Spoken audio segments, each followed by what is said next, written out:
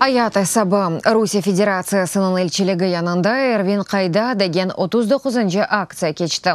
Крым сост тәшкелатының хадимлері велақайт олмаған украинлер ишғал етілген Қырымда инсанларының ғайып олмалары ақында хатарлатты.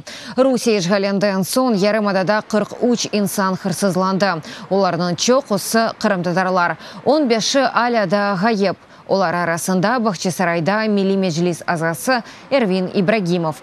Башта акциялар она бағышланған еді. Сонра есе Эрвин эпосы йоқ олған қырымлыларының темсалі олды.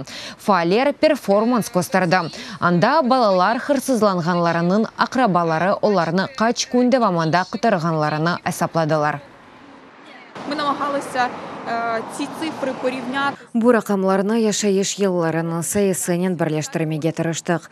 70 ел олды. 25.383 күн. Бундан ғайры бұ күнделік инсаны нефес алмасындан біле аз. 23 бин кере ола ве 27 бинден аз бұ исе Русиянен ишғал етілген Қырым Мұхтар Жемхуриятының мейданлығы. Әр күні сима бүслерінің сой ақрабалары менім оғлым яда бабам бұ вақыт içinde не япа білер еді деп тұшыне.